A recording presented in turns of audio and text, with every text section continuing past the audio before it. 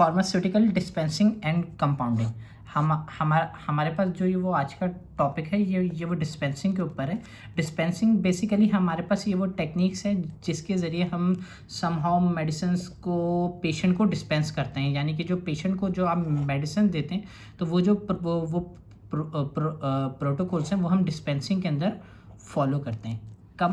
Compounding हमारे पास किसी भी पेशेंट की रिक्वायरमेंट के तहत किसी भी मेडिसिन को डिस्पेंस करना, ये हमारे पास कंपाउंडिंग में आता है। इसकी एक एग्जांपल लेते हैं। फॉर एग्जांपल हमारे पास एक पेशेंट है और उस पेशेंट की रिक्वायरमेंट है फॉर एग्जांपल उसको किसी भी स्किन इन्फेक्शन के अंदर उसको हमारे पास स्किन इन्फेक्शन के अंदर for example 2% antibiotic topical medicine वो रिक्वायर्ड है, लेकिन वो मार्केट में हमारे पास उसकी जो स्ट्रेंथ अवेलेबल है वो 0.75% है। तो वो पेशेंट हमारे पास किसी भी फार्मेसी में जाएगा और वहाँ से ये वो डिस्पेंस करवाएगा एज पर रिक्वायरमेंट, यानी कि वो 0.75% तो यूज़ नहीं वो नहीं कर सकता, तो वो हमारे पास किसी भी मेडिकल स्टोर पे जाके 2% डिस्पेंस करवाएगा। तो डिस्पेंसिंग के अंदर हमारे पास कुछ प्रोटोकॉल्स आते हैं। फॉर एग्जांपल अगर मैं बात करता हूँ, स्पेशली हमारे पास क्रीम्स और ऑइंटमेंट्स वगैरह वो मोस्टली ये वो डिस्पेंस की जाती हैं। और क्रीम्स के अंदर हमारे पास जो परसेंटेज प्योरिटी है वो परसेंटेज वेट बाय वेट, यानी कि वेट बाय वेट के। फॉर एग्जांपल मैं अगर एक एग्जांपल लेता हूँ कि मैं कहता हूँ फॉर एग्जांपल ये है 10% weight by weight zinc oxide. इसका मतलब है कि ये 10 ग्राम जिंक ऑक्साइड है टोटल 100 ग्राम में।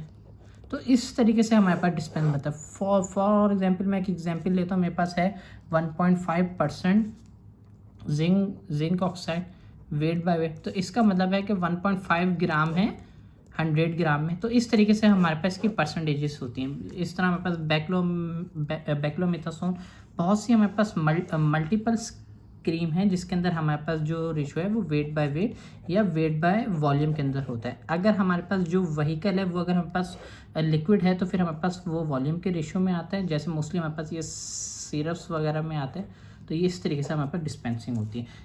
आमतौर पे हमारे पास सिंपल कैलकुलेशन क्या है कि हमारे पास टोटल जो क्रीम का वेट है, फॉर एग्जांपल मेरे पास एक क्रीम की ट्यूब्स है वो है 20 ग्राम की, और उसके अंदर मेरे पास जितना एक्टिव है, मेरे पास फॉर एग्जांपल उसके अंदर 35% एक्टिव है, तो मैं क्या करूँगा 35%, तो उस क्रीम के अंदर हमारे पास 7 ग्राम एक्टिव होगा। तो हम एक सिंपल कैलकुलेशन के ज़रिए हम इसकी परसेंटेज प्योरिटी को ये वो निकाल सकते हैं।